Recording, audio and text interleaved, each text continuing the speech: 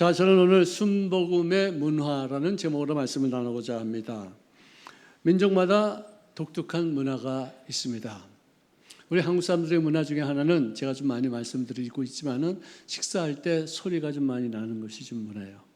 한국 음식 먹을 땐 좀 소리가 나야지 맛있게 먹는 것 같고, 한국 음식을 먹을 때 소리 전혀 내지 않고서 먹으면은 밥맛이 없는 것 같아요.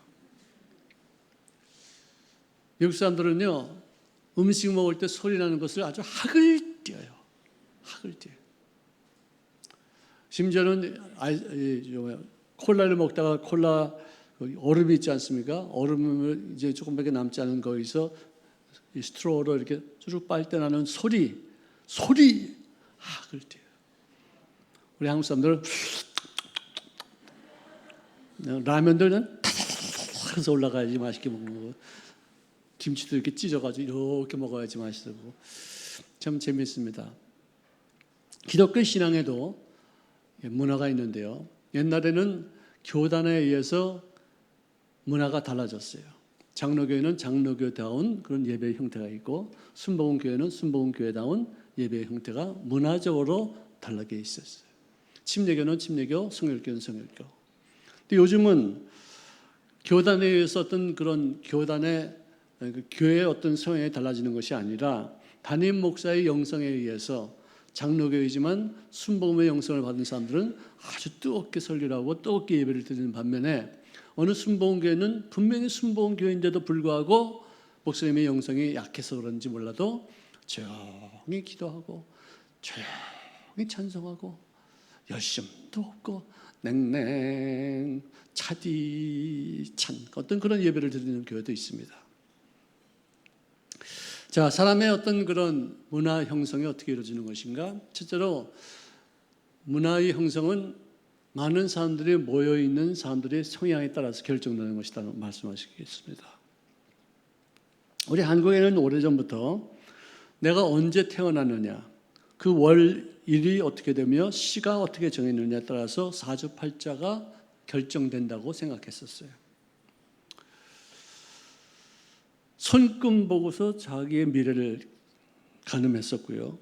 또 관상을 보고 이 사람이 어떤 인물이 될 것이다. 또는 관상보다 더 중요한 것은 뭐냐? 심상이 더 중요하다. 마음가짐, 성격이 어떤 것인가? 또 혈액형이 어떻다. 여기를 전 세계에서 혈액형 갖고서 성격을 구분하는 나라는 대한민국밖에 없습니다.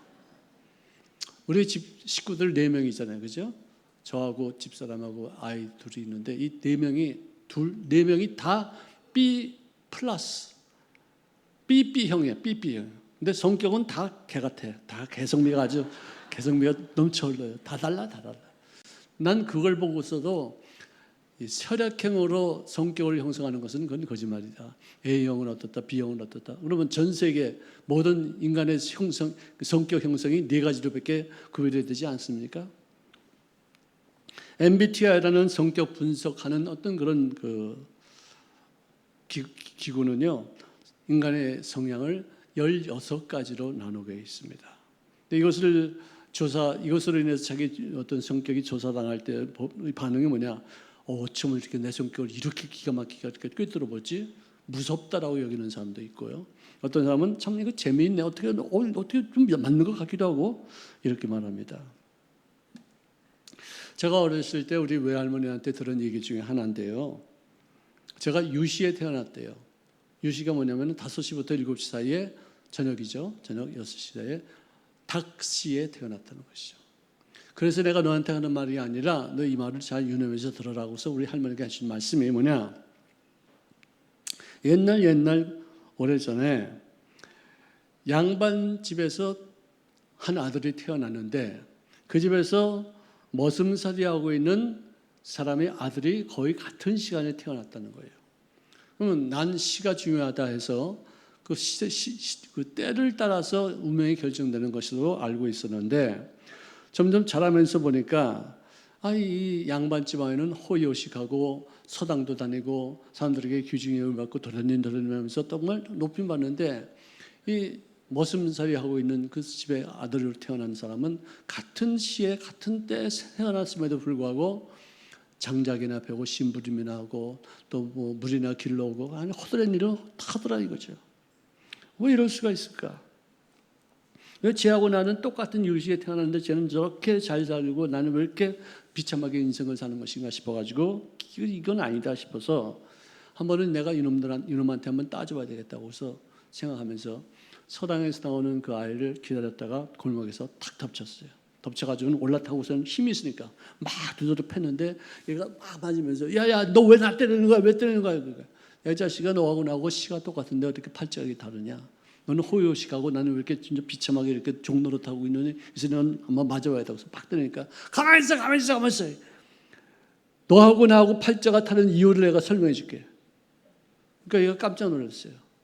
가만히 맞기나 하고 있지 자식이 무슨 뭐 팔자를 갖다 서로 다른 이유가 뭔가를 말해 주겠다. 그럼 말해봐라 했더니 야 똑같은 유시에 태어났다고 해서 팔자가 똑같은 게 아니야.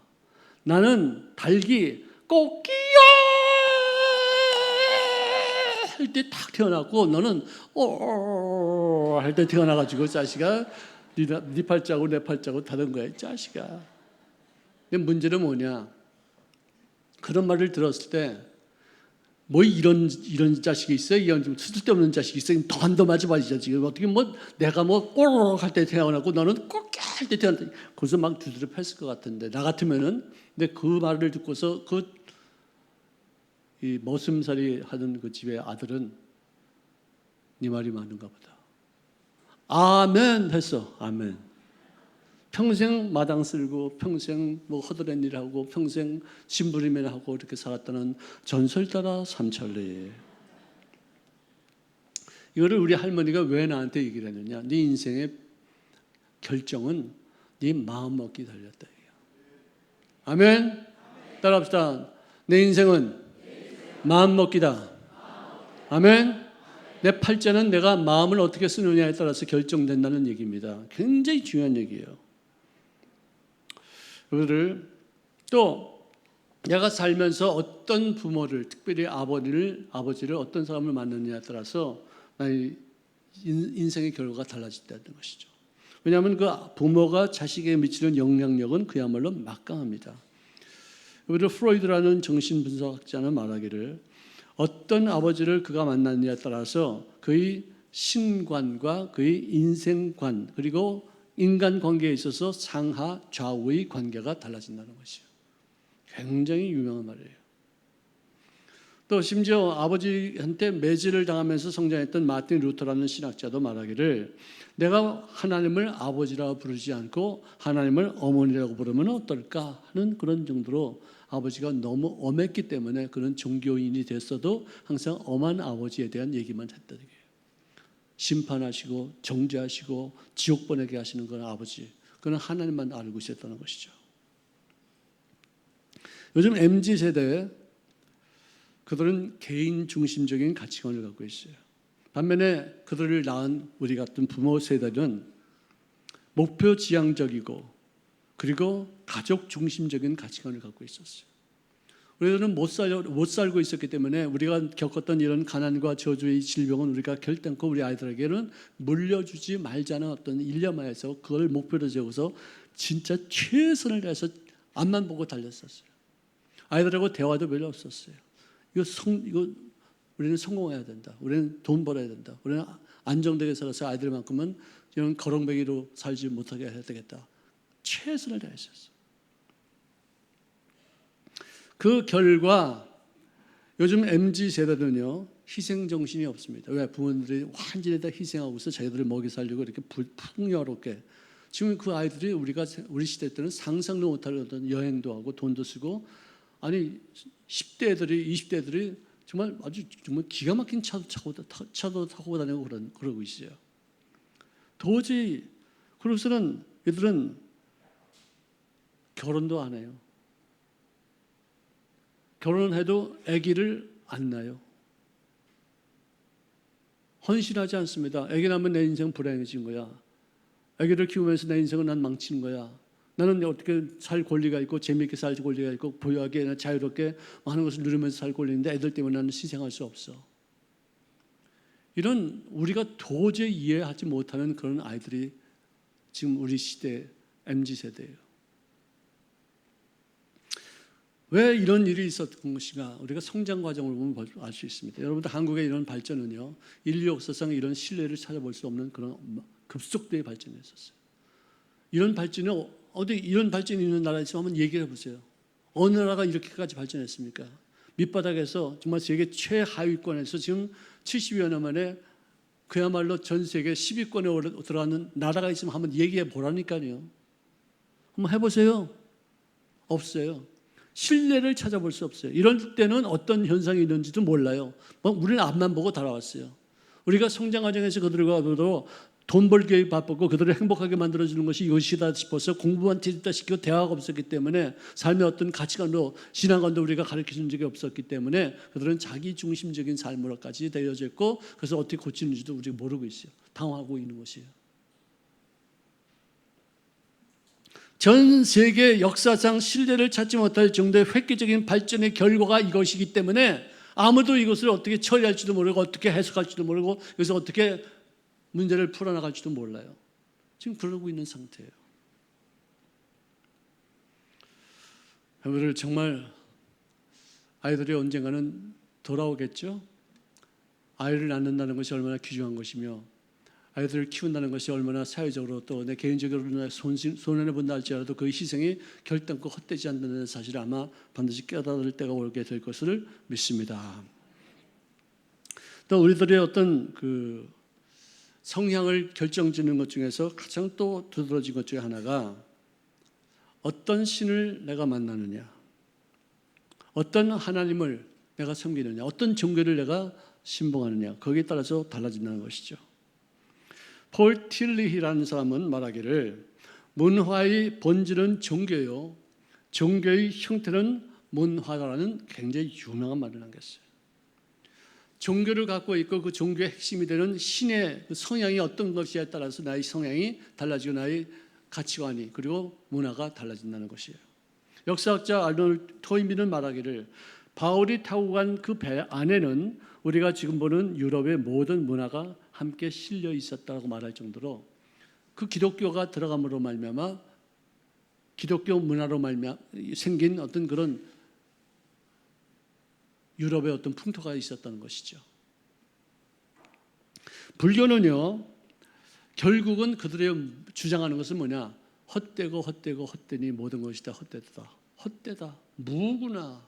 야, 아무것도 아니라 만사가 헛되다. 만사가 모든 일이 인간사 어떤 것도 의미 있는 것이 없다는 그 사실을 거기에 의미를 두는 거예요. 기독교는 그래요.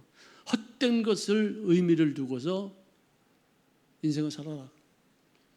나는 이해가 안 가요.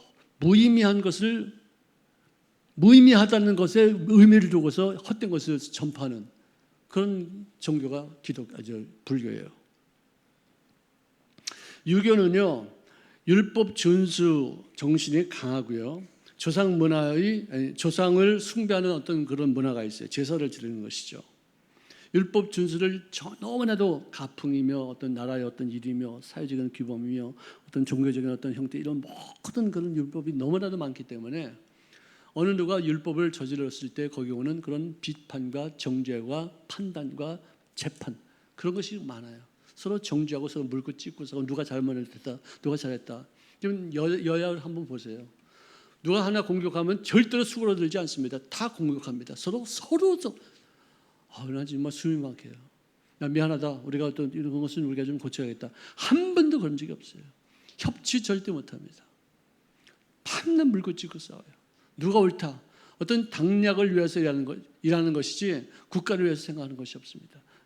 국가의 미래를 생각하지 않고 지금 당장 우리가 어떤 세력을 형성해서 어떻게 정권을 잡느냐 이것이 중요한 것이에요. 너무 심해요. 너무 심해요.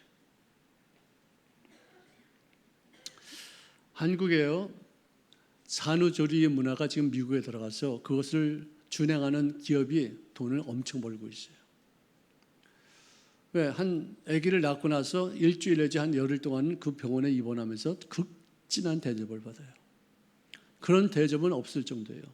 미국 사람들도 깜짝 놀라. 어떻게 한국에 이런 문화가 있을 수 있겠느냐. 아이를 낳는 사람을 이렇게까지 존중하는구나. 정말로 내가 아기를 낳을 만하구나. 어떤 그런 생각을 느낄 수 있을 정도로 극대의 어떤 하루에 몇백만 원의 어떤 그런 돈을 내가면서 그런 시설을 이제 누리고 있는데요. 어떻게 해서 이런 것이 생겼느냐? 한국에서의 인권, 특히 여성 인권은요, 인간 이하였어요. 아기 낳는 기계였어요. 노동력 착취예요. 남자에게 그냥 복종하는 어떤 그런 존재예요.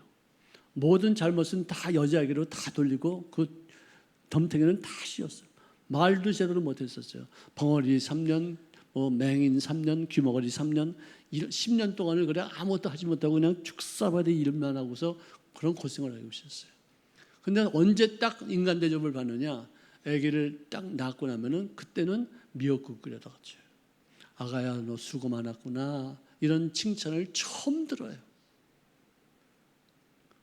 미역국 갖다 주는 것뿐 아니라 한여름에도 그 뜨거운 그런 어떤 열기 속에서도 온도를 펄펄 끓여가지고 그냥 이불을 잔뜩 집어서 땀을 펄펄 흘리면서 온몸에 있는 어떤 그런 모든 노폐물을 뽑으면서 건강을 회복하는 어떤 기회로 이렇게 삼아요. 만약에 아기를 낳고 나서도 몸조리 할 수 있는 어떤 그런 상황이 되지 못하거나 또 그래도 또 사람 취급받지 못하면은 그것이 마음에 새겨져서 온몸이 아파요. 바람이 숭숭숭숭. 여기가 어깨가 실이 돼. 무슨 말인지 몰라요. 이거 의학적으로 이렇게 표명이 되지 않아요. 인간 이하의 취급을 받았다. 애를 낳았어도 나는 인간 이하다. 나는 동물이다. 나는 짐승이다는 어떤 그런 대접을 받으면 온몸이 아픈 거예요. 온몸이 아픈 거예요.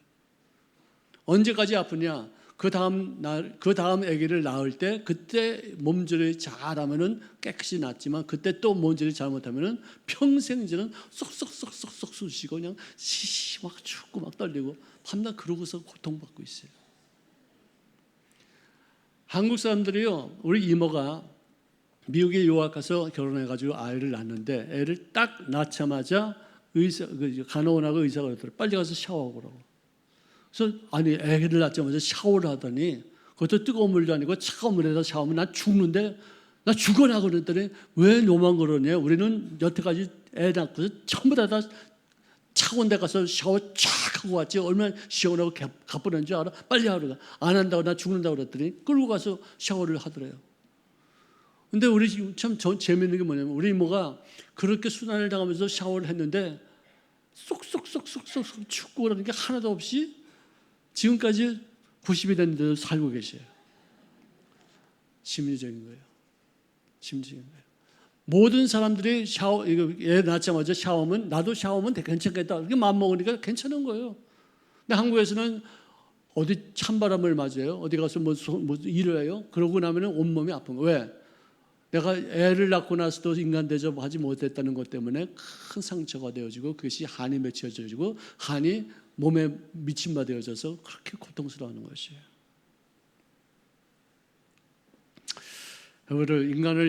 여성들을 인간 취급하고 요즘은 여성들이 얼마나 쓰여졌는지도 몰라요. 근데 요즘은 좀 그래도 아기 낳고서 좀 샤워도 할 만한 때가 왔는데 지금도 그렇게 세도를 부리면서 남편을 우습게 여기면서도 아기 낳으면은 또 대접받으려고 하는 게 요즘 여자들의 모습이 아닌가 하는 생각도 듭니다.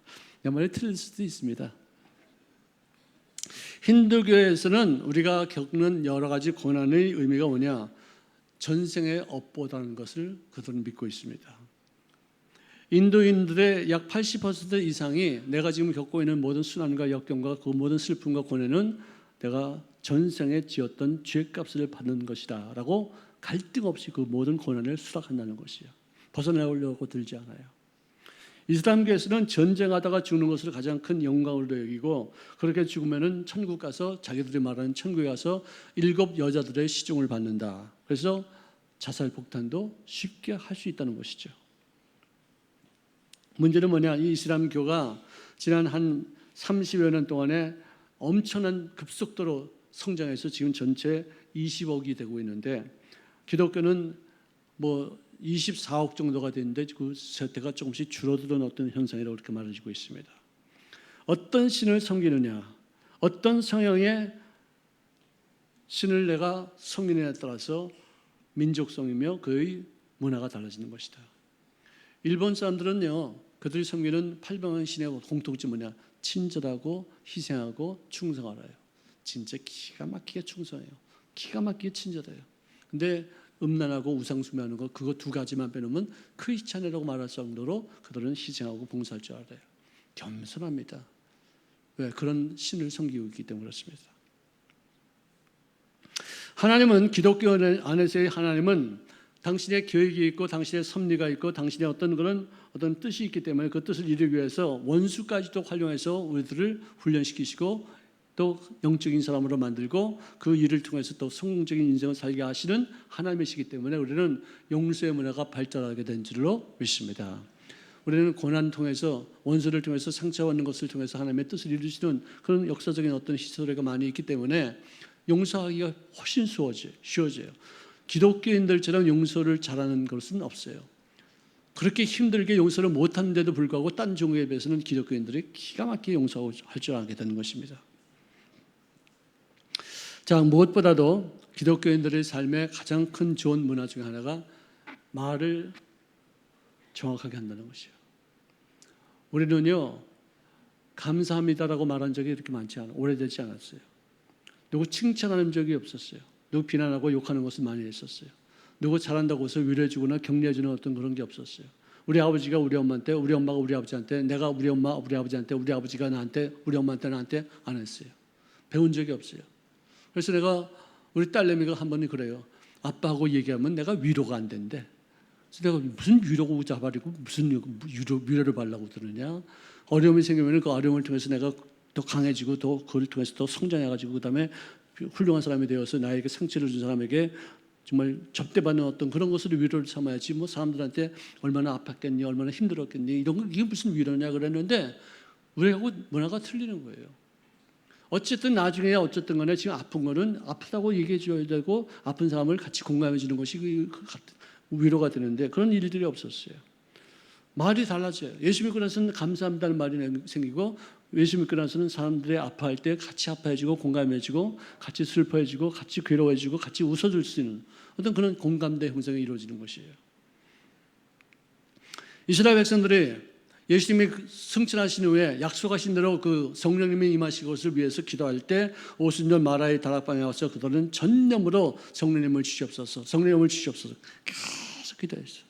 성령이 임하지 못하면 너희들은 아무것도 할 수 없다 이거예요. 성령님이 내가 가야지만 성령이 임하실 것을 성령이 임하셔야지만 너희들은 나에게 맡겨준 일들을 감당할 수 있겠다 싶어서 그들은 전념으로 전심을 다해서 기도했는데 갑자기 하늘로부터 급하고 강한 바람 소리가 확 들리더니 불같이 갈라지는 혀들이 각 사람 머리 위에 확 임하게 되었어요. 여기서 말이 불같이 갈라지는 혀들이 각 사람 위에 임했다. 이걸 어떻게 표현할 수 있어요? 불같이 갈라지는 혀들이 각 사람 위에 임했다. 이게 무슨 말이에요, 이게? 혀는 영어로 말하면 tongue이에요. tongue은 또 다시 말하면 언어라고 말할 수 있어요. 그러니까 언어의 어떤 그런 기운이 어떤 우리가 환상 중에나 볼 수 있는 어떤 그런 언어의 어떤 불같이 갈라지는 어떤 것들이 각 사람 머리에 임하고 나서 그들이 다 성령의 충만함을 받고 성령이 말하게 하심을 따라 다른 언어들로 말하기를 시작하였다. 성령 세례 받고 나서 제일 첫 번째 어떤 그 표적이 뭐냐면은 내가 알 수 없는 말이 내 입술을 통해서 나왔다는 것이에요. 내가 모르는 말, 내가 무슨 말을 하는지도 모르는 말이 내 입술을 통해서 나왔다는 것이에요. 그들은 갈릴리 촌 사람들입니다. 교육도 잘 받아본 적이 없습니다. 그들은 뭐 어디 여행 다니면서 다른 어떤 언어를 구사한 적이 없었는데 갑자기 성령님이 말하게 하심을 따라서 다른 언어들로 말하게 되어졌는데 그 말하는 그 내용을 가만히 들어보니까 예루살렘에 모여서 오순절을 지키기 위해서 모인 15개국 내지 17개국의 사람들이 자기들의 말로 기도하는 것이 이렇게 들려지거든요. 자기들의 말로 자기들에게 하나님에 대해서 말씀하는 것이 들려지거든요. 이 사람들은 한 번도 우리나라에 온 적도 없고 우리 어떤 언어를 배운 적도 없는 사람들이 어떻게 우리말을 이렇게 잘할 수 있지? 근데 어떤 사람은 그것을 어떻게 해석하느냐? 그 사람들은 지금 히브리어로 말하고 있지만 듣는 사람들이 자꾸만 자기들의 말로 듣고 있다든 그렇게 해석하는 사람들이 있어요. 그건 잘못된 얘기예요. 나는 분명히 히브리어로 말했는데 이 사람이 들리기 전에 일본어 말로 들리고 영어로 들리고 뭐 프랑스 말로 들리는 것이 아니라 히브리 말로 하는 것이 아니라 자기네들 말로 일본어로 하는 것을 들었고 영어로 하는 것을 들었고 각 16개국 온 사람들이 다 우리 동네 말, 우리나라 말을 이 사람들이 다 하고 있다라고 말했지 이 사람들이 히브리 말하는 것을 내가 영어로 들었다, 일본말로 들었다 그렇게 하지 않았었어요.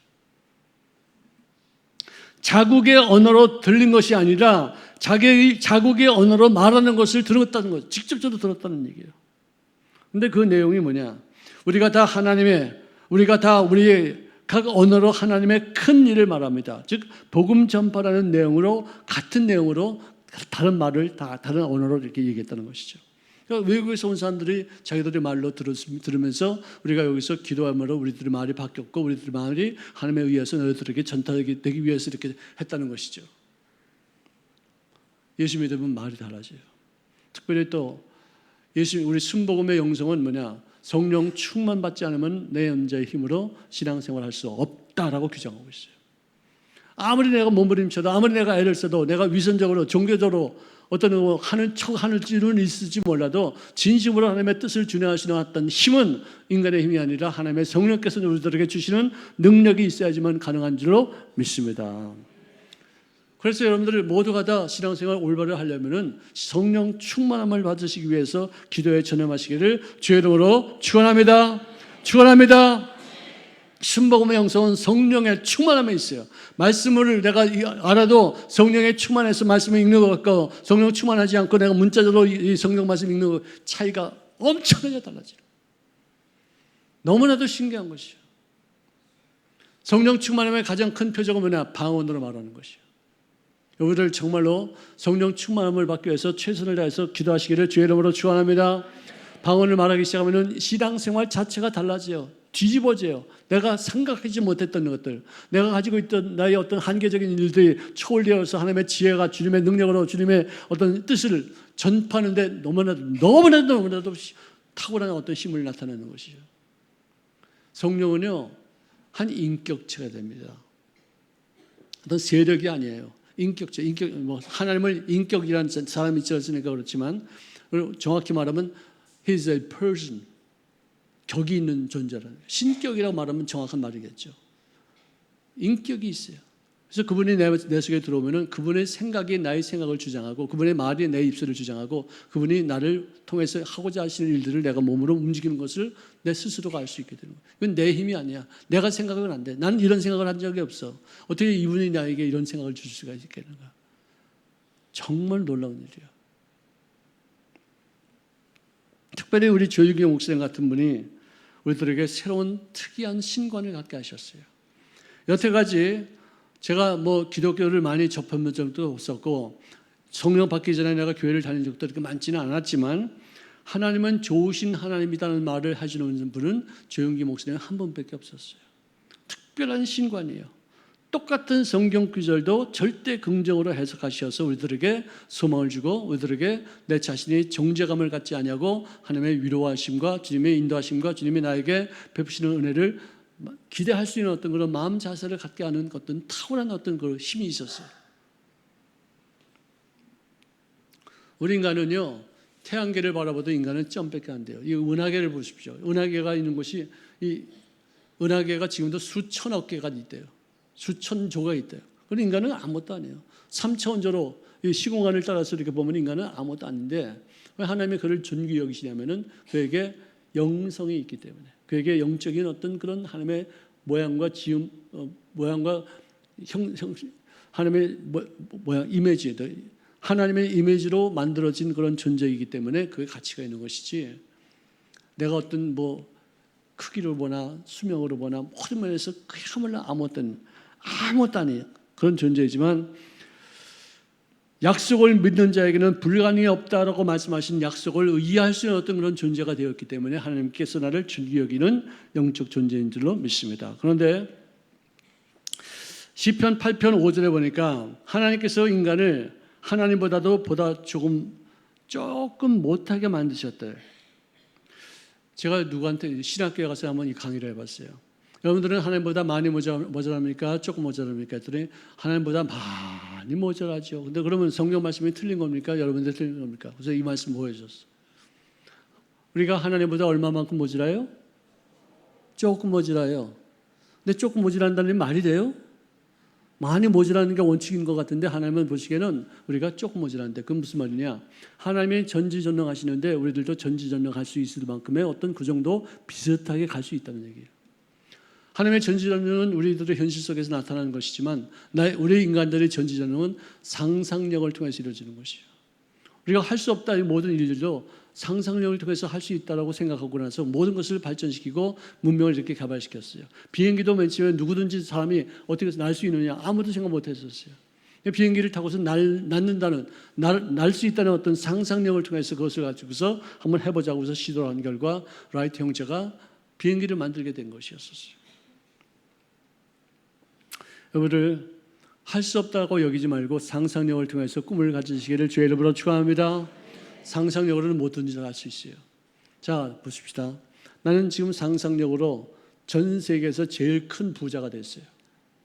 믿습니까? 믿음대로 될지요. 나는요 상상력을 통해서 전 세계에서 가장 이쁜 여자하고 지금 살고 이거 큰일 났네. 이러면 우리 마누라한테 큰일 나겠네. 이거는 빼고요. 내가 전 세계에서 제일 비싼 자동차를 35억짜리 갖고 있어요. 상상력으로 가능해요, 못해요? 할 수 있어요. 근데 눈에 보이는 현실만 바라보고 이것은 사실이다, 실제라는 것 사실만 바라보고서 못한다라고 여기는 것은 기독교인들의 신앙이 아니에요. 여러분들 예수님께서 광야에서 약 2만 명의 사람들이 있는데 너희들이 이 사람들을 먹이라. 먹을 것 좀 갖다 주니까 빌립이 와서 하는 말이 주님, 여기는 광야입니다. 여기 2만 명이 있습니다. 2만 명인데 이 사람들에게 맥도날드 하나에다 콜라 하나씩만 하더라도 한 10,000원씩 하면 2억 듭니다. 그렇죠? 지금 돈 없습니다. 돈 있어도요, 그 돈을 있어도 어디 가서 갑자기 2만 명이 먹을 수 있는 식단을 마련할 수가 있겠습니까? 너무 늦었습니다. 이 빌립이 한 말이 맞아요, 틀려요? 맞아요, 틀려요? 아니, 근데 이렇게 맞는다는 거 말하는 사람이 하나밖에 없어요. 몇 명밖에 없어요. 자, 빌립이 하는 말이 맞아요, 틀려요?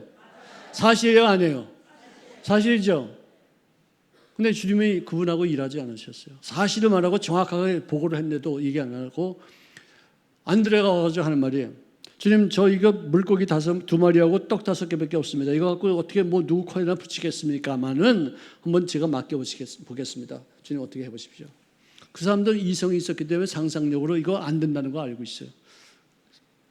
이거 안 된다는 거 알고 있지만 상상력을 통해서 예수님께 맡겼어요. 그랬더니 주님께서 그걸 받으시고서 하나님 앞에 기도하신 다음에 떼어서 나눠주라 했더니 띄우면은 또 볼록 나오고 띄우면은 또 볼록 나오고 볼록. 상상할 수 없었던 놀라운 일들이 생겨서 2만 명을 먹이고도 12광주리가 남았더라. 그러므로 사실에 입각해서 어떤 일들을 추구하는 사람들은 똑똑한 사람들이에요. 근데 사실이 그렇지만 이것보다도 더 큰 요소가 있다. 더 예수님께로 맡기면 그분은 사실을 입각해서 일하는 것이 아니라 진리에 입각해서, 진리는 뭐냐? 하나님은 기적의 하나님이시다. 하나님은 능치 못함이 없다는 것. 그게 다 진리 아니겠어요? 그분이 그 일을 행하시는 것이에요. 우리를 사실에 입각해서 오르지 못할 나무를 쳐다보지 못하는 자가 되지 마시고 진리를 입각해서 하나님의 약속을 의지해서 능치 못함이 없게 하시는 주님의 믿음을 통해서 오르지 못할 나무를 쳐다봄으로 반드시 그 나무에 올라가시는 삶이 되시기를 바랍니다. 이게 순복음의 신앙이에요. 안 되는 것을 되게 하라. 안 된다고 낙심하지 말고 예수님께 맡기면은 우리가 알 수 없는 일들로 주님께서 이루어지게 도실 줄로 믿습니다. 여러분, 주영경 목사님께서 불광동 천막교회에서 설교하실 때 5명밖에 없어요.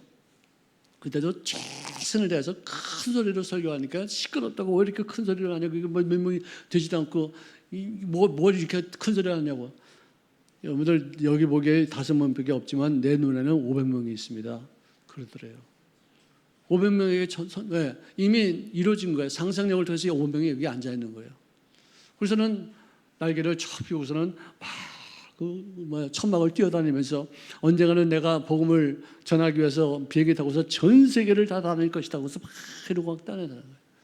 내가 그 설교를 듣고 나서 나도 그렇게 했죠. 신학교 다닐 때 쥐뿔도 없는 게 나는 복음을 믿었고 성령 받았으니까 성령 받은 사람은 권능을 받고 예루살렘과 사마리아와 유대와 땅끝까지로 증인이 될 것을 믿습니다. 온 만민에게 나아가 만민에게 복음을 전파하게 될 줄로 믿습니다. 그래서는 그 얘기하고서 일본말로도 하고 일본 영어로도 하고 I'm gonna fly on your wings to preach the gospel to all over the world. 미친 척 다 했는데 그러고 나서 내가 56개국을 다닌가 알기나 아셔요? 할렐루야. 불가능한 것을 가능하게 만드는 거예요. 불가능하고 자빠지고 넘어지지 말고 할 수 있다의 신념으로 꿈을 갖고 그 꿈을 선포하고 꿈을 꾸고 그 꿈을 잉태하고 그 꿈을 그냥 키우는 그런 모습을 갖출 때 결국은 그 꿈이 현실로 바뀌어지게 될 줄로 믿습니다. 자, 이 순복음의 신앙은 한국 사람들에게 매력적으로 다가와서 한국 사회에 정말로 중요한 영향력을 발휘했던 아주 능력이 있는 어떤 그런 개념입니다. 그리고 순복음의 신앙은요, 또 무슨 일을 할 때 계산하지 않습니다. 무슨 일을 할 때 정황 파악하지 않습니다. 일단 시작부터 합니다. 이스라엘 백성들이 가나안 땅에 들어갔을 때 12 정탐군이 그 땅을 정탐하고 오라는 이유가 뭐냐? 거기서 우리 가나안 땅은 이미 하나님께서 약속하신 땅이고 우리가 거기 들어가서 점령할 땅이고 거기는 우리가 젖과 꿀을 마음껏 누릴 수 있는 땅이기 때문에 우리는 반드시 거기를 정복하게 될 것이다. 하지만 어떻게 정복하느냐? 최소한의 희생으로 최대의 효과를 볼 수 있는 방법이 무엇인지 한번 살펴보고 오라고 그랬지 들어갈 것이냐 말 것이냐를 결정하라고 이렇게 우리가 너희들을 보낸 것이 아니야. 그들은 들어가지 말자고 했어요. 거기 가면 죽는다고 그랬어요. 거기 가면 아락 자손이 큰 등치를 갖고 우리를 넘보게 하면은 우리는 메뚜기만 놓쳐서 우리는 다 죽는다. 모세를 죽여라. 새로운 장관을 세우자. 우리가 여기서 죽는 것보다도 우리 애굽 땅에 다시 들어가서 거기서 노예 생활하는 것이 낫겠다. 이렇게 얘기했었어요. 그래서 주님께서 하신 말씀이 뭐냐? 내 귀에 들린 대로 내가 너에게 행하리라. 여러분 말 조심합시다. 생각으로 부정적인 생각이 있다 할지라도 입술로는 긍정적인 입술을 선포하시기를 주의 이름으로 축원합니다. 할 수 없는 상황이에요. 그러나 생각으로는 할 수 없다고 생각해요. 그렇지만 말로는 할 수 있다. 한번 해보자. 하면 된다. 이렇게 말하는 거예요. 하나님은 나의 생각도 아시지만 그것을 입술로 바라는 것을 더 중요히 여기신다는 것이에요. 제가 신혼 때 우리 집사람이 아기를 낳고 나서 이제 누워 있는데 저한테 쪽지를 적어줘요. 시장 가서 뭐뭐 좀 사와라 해서 쪽지를 막 그죠.